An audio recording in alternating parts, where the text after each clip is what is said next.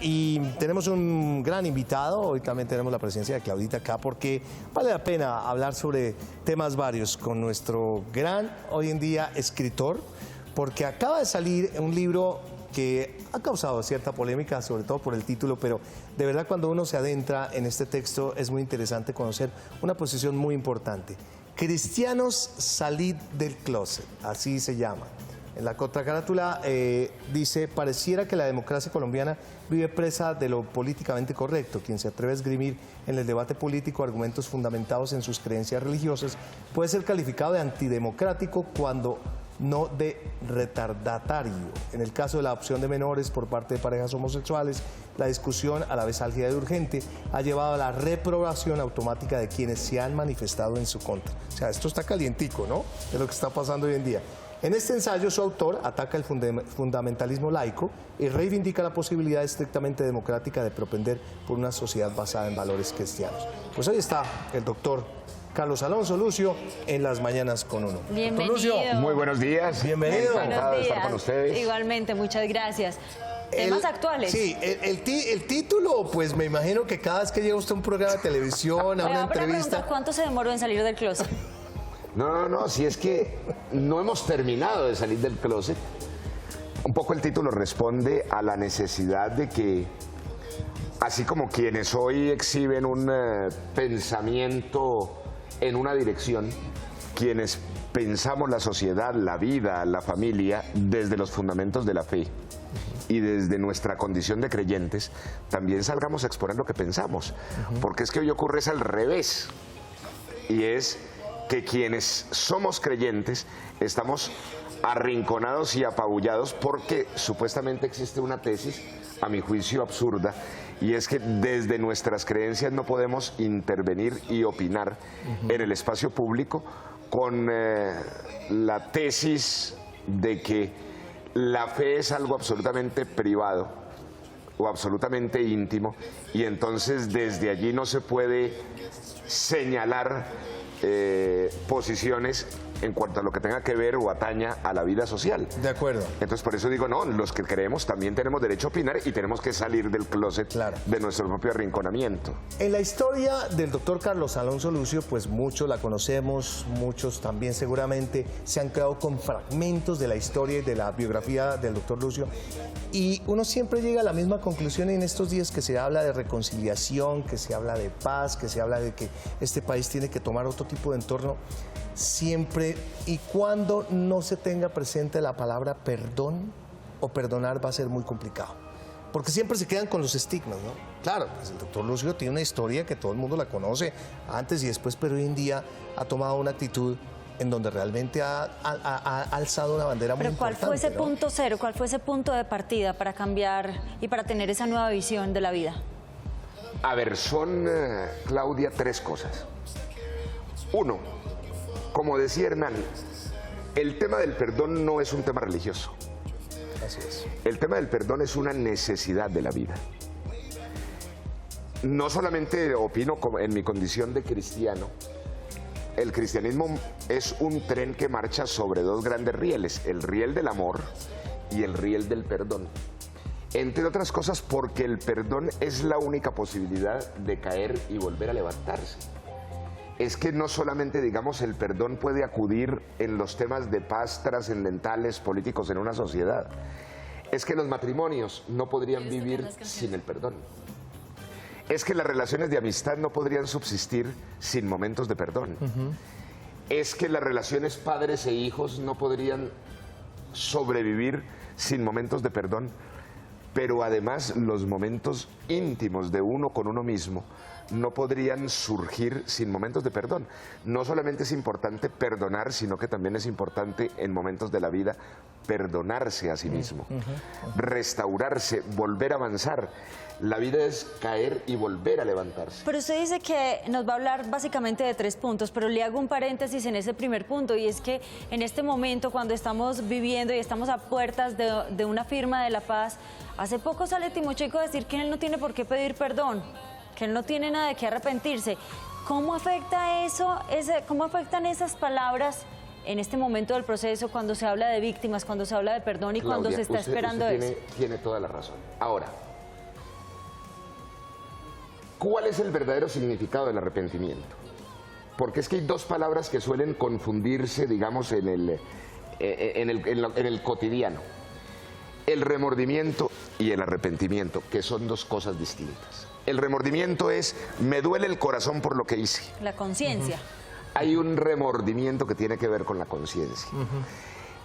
Mientras que el significado del arrepentimiento es yo cambio de rumbo. Es decir, yo no sigo como estaba. Y no repetición. Yo no repito. El arrepentimiento, en términos, por ejemplo, de un acuerdo de paz, ¿cuándo se da? Cuando dejan las armas y no se repite la acción violenta. Allí se da un arrepentimiento. Ahora, efectivamente hay una controversia que en Colombia no se ha enfrentado con la claridad suficiente. Sí hay dos concepciones de construir la paz. La concepción que yo pudiera decir deriva de los fundamentos cristianos y que tiene que ver con el arrepentimiento, es decir, yo no repito, yo cambio de rumbo. El perdón, es decir, busquemos una fórmula distinta para poder avanzar. Y tres, tenemos que llegar a la reconciliación. Entre otras cosas, porque el grave error de la historia de Colombia es que los procesos de paz se han quedado en los acuerdos políticos firmados. ¿Usted lo vivió? Yo lo he vivido. Entonces casi que terminan siendo, firmemos y dejemos de matarnos para seguirnos odiando sin matarnos. Y resulta que por eso es que terminamos haciendo procesos de paz que no construyen paz. De hecho, yo les digo con enorme dolor, nosotros firmamos la paz hace 25 años y pese a eso, Colombia ha vivido en los últimos 25 años la peor versión de sus violencias. Pero usted, ¿qué ha vivido ese proceso? Ahora, existe, Claudia, lo que están intentando ahora y que a mi juicio es un error, que es el modelo de la justicia transicional. Entre otras cosas porque el perdón es el precio que pagamos como sociedad para mirar hacia el futuro, para seguir para adelante. No nos puede ocurrir lo del pasaje bíblico de Sara, la mujer de Lot, que por mirar hacia atrás se convirtió en estatua de sal. Es decir, el perdón lo que nos permite es enterrar el pasado y marchar hacia el futuro más libres de cargas. Si nosotros seguimos pensando el proceso de paz en clave de justicia transicional, a propósito de una serie de teorías que surgieron después del juicio de Nuremberg de la Segunda Guerra Mundial, que entre otras cosas tiene la diferencia de que en la Guerra Mundial hubo vencedores y vencidos. En Colombia no hay vencedores y vencidos. Yo creo que ahí debiera en Colombia librarse una discusión más profunda sobre el tema. ¿Cómo ve usted a guerrilla o en ese entonces exguerrilleros de las FARC que se conviertan y que vayan al Congreso? ¿Usted es temeroso de que la guerra se traslade de la selva al Congreso? Mire, la experiencia que yo viví es que en la política legal viví peores momentos de polarización y odio que en la misma guerra armada. Colombia es un país donde el odio es el vínculo de la política. Revise usted una campaña electoral en Colombia, es una campaña de insultos. Sí, son sucias. Los odios se ven en los titulares de los medios de comunicación. En el Congreso de la República muchas veces por encima de las ideas están los señalamientos y las burlas.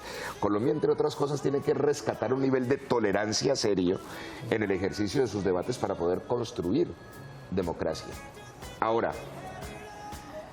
si la guerrilla llega al Congreso o no llega al Congreso, pues yo creo que el Congreso tampoco es que sea tan definitivo. El Congreso no, por el Congreso hoy no pasan las grandes decisiones del país.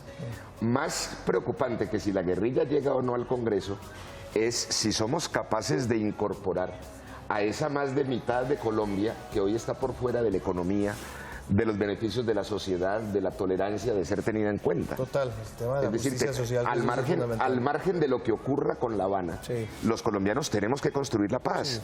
Y no podemos dejar que la justicia social, que es un tema tan pendiente, dependa de si La Habana avanza o no. Hace o no hace. Exacto. Totalmente de acuerdo. Pero yo quiero volver al libro, doctor Lucio, porque mucha gente, claro, se lo encuentra la BTS cristiano, salir del closet, pero hay que leerlo para saber exactamente de qué se trata. En resumidas cuentas, una sinopsis de su propio autor para leer el libro, ¿cuál sería? A ver, inclusive el libro en la última semana ha cobrado una enorme actualidad. Por supuesto. A propósito de la decisión de la Corte Constitucional, donde 6 personas, 6 colombianos, tomaron la decisión por toda Colombia de que los niños desamparados pudieran ser adoptados por parejas homosexuales. Lo primero que dice el libro es, no. Los temas de trascendencia en Colombia no pueden seguir siendo tomados por 6 personas que discuten a puerta cerrada y terminan tomando unas decisiones que después sencillamente publican a través de comunicados de prensa sin la participación del país. Yo creo que un tema con el referendo ciudadano. Un tema de tanta sensibilidad social, moral, cultural como este. Y el libro lo plasma. El libro lo plantea, casi que nosotros advertimos en el libro lo que quería hacer la Corte, en un capítulo que se llama La democracia sin pueblo. Las democracias tienen que tener pueblo. Las democracias, entre otras cosas, se hacen, primero, para que las decisiones no se tomen violentamente, sino civilizadamente, pacíficamente. Segundo, para que las sociedades aprendan a discutir y a controvertir en reglas claras del juego. Pero si la democracia termina siendo sustituida por una Corte Constitucional que con 6 votos reemplaza tanto el debate como la decisión de una nación, pues es absurdo. Segundo, el libro explica por qué no estamos de acuerdo con que los niños sean adoptados por parejas homosexuales. Ese es el tema base del libro. Ese es un tema fundamental del libro. Entre otras cosas, desvela una serie de equivocaciones y engaños públicos. Por ejemplo, cuando se dice que quienes no estamos de acuerdo con eso, estamos violándole los derechos a los niños, a las parejas homosexuales. A las parejas, perdón. Lo primero que hay que decir es que eso no es cierto. Y no es cierto porque la adopción no es ningún derecho. No existe el derecho de la adopción, ni en Colombia, ni en ningún país del mundo, ni en la jurisprudencia internacional. Lo que existe es el derecho de los niños a tener una familia. Por lo tanto, la adopción no se cataloga como un derecho, sino como un mecanismo de protección de los niños para poder acceder ellos sí a una familia. Derecho a una familia. Y no es un derecho por una razón muy simple, porque la característica de un derecho es que puede ser reclamado, exigido su cumplimiento. Si una pareja homosexual o heterosexual o cualquier persona decide reclamarle al Estado el derecho de que le dé un niño, pues el Estado no puede hacer, casi que tendría que caer en el absurdo de construir unos paritorios públicos para producir niños con qué responderles a los reclamos del derecho de las parejas a tener niños. No. Segundo, los niños no son mascotas. Es decir, en la discusión sobre la adopción tenemos que rescatar la claridad de que el protagonista es el niño. Estamos resolviendo el problema de los niños desamparados, que no tienen padre y madre y que deben ingresar a una familia. Pero no podemos seguir aceptando que la discusión fundamental sobre el tema de la adopción es si la pareja de adultos homosexuales pueden adoptar o no. Entre otras cosas porque la adopción no es para satisfacer vacíos emocionales de ningún adulto, sino para resolver los problemas objetivos de la crianza de los niños. Pero más allá, la justificación también es un tema moral y religioso. Mire, es un tema sociológico, es un tema psicológico, es un tema de Estado y claro que también es un tema de las creencias de la gente, de la cultura de las sociedades. Yo le pregunto una cosa, Claudio. No existe una sola encuesta que se haya hecho en Colombia en que al menos el 85% de la población no se declare en contra de la adopción de niños por parte de parejas homosexuales. Sabiendo eso la Corte Constitucional, sabiendo que esa es una consideración de las convicciones y de la cultura de esta nación, que en provincia es mucho más alta, en la costa atlántica supera el 90%, en el Valle del Cauca, en Nariño, supera el 90%. ¿Por qué 6 magistrados de la Corte Constitucional toman una decisión en contra del querer y de la opinión de la mayoría del pueblo colombiano? Total. Doctor, es que está muy interesante lo que estamos hablando, además que lo que usted decía, el libro está muy paralelo a la situación actual y todo lo que está pasando. Permítanos una breve pausa que vamos a tener en un momentico, ya la tenemos lista, para que Mónica, que tiene una invitada, y posteriormente seguimos hablando con el doctor Lucio de Cristiano, salir del closet y otras cositas. Gracias, Hernán. Tenemos una información muy importante a esta hora con una invitada que nos viene a hablar de algo muy interesante. Estamos con la doctora Viviana Díaz Bahamón de Belleza Inteligente. Bienvenida. Muchas gracias. Cuéntenos, doctora, ¿qué es Belleza Inteligente? Bueno, nosotros somos una clínica de medicina estética integral creada para hombres y mujeres en donde realizamos tratamientos médicos seguros basados en expectativas reales. Nuestro enfoque básicamente son mejorar las huellas del paso del tiempo en el rostro y en el cuerpo y Mejorar esas huellas del paso del tiempo, el envejecimiento prematuro. ¿Qué servicios ofrece Belleza Inteligente? Bueno, todos nuestros tratamientos, todos nuestros pacientes inicialmente deben realizar una valoración médica. A partir de ahí realizamos un diagnóstico real según el tratamiento que quiera realizar el paciente. Eso lo que nos permite es llevar al paciente de la mano, llenarlo de herramientas para que todos los tratamientos que él se esté realizando tengan una duración una vez hayan terminado el tratamiento. Así es. ¿Tiene algún servicio especial para las novias?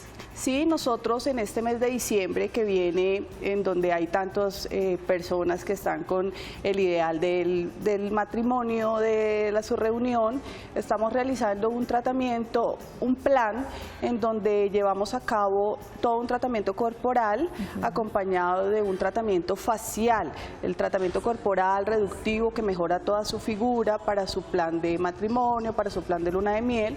Luego viene el tratamiento facial acompañado plasma rico en plaquetas, tratamiento de células madre de manzana, y esto pues para que se prepare toda para su ceremonia. Todo un tratamiento integral para que la novia luzca hermosa ese día. Sí. Doctora, muchísimas gracias. ¿A qué teléfono se pueden comunicar?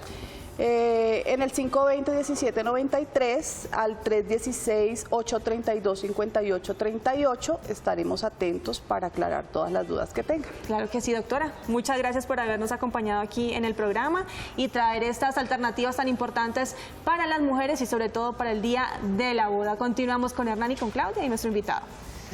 Bueno, muy bien, gracias, mi querida Mónica. Cristiano, salir del closet, Carlos Alonso Lucio, que nos está acompañando, hay tanto por preguntarle, pero mire, quiero leer el prólogo del libro que es fascinante. Con mire, esa mire, sonrisita, a ver qué se trae. Párale bolas, mire, dice, Vivian, ok, ¿no?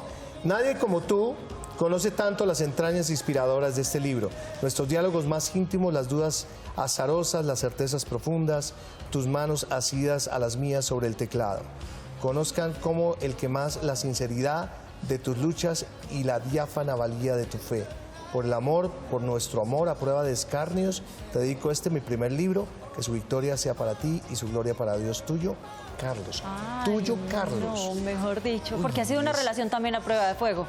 Han tenido que atravesar Varias luchas. varias luchas. ¿Cuánto llevan ustedes ya? Nosotros ya llevamos 15 años de casados. ¿No? 15 años. Pasa el tiempo. Pasa el tiempo. Hay gente que dice que eso es como un minuto, ¿no? No, Debajo del agua, pero es que 15, además que es muy importante también que la relación matrimonial siempre haga y apoye, ¿no? Porque finalmente uno es bastión de la otra persona y demás. Es cierto. Doctor Lucio, no me pudiesen hacerle una pregunta antes de volver a hablar del libro.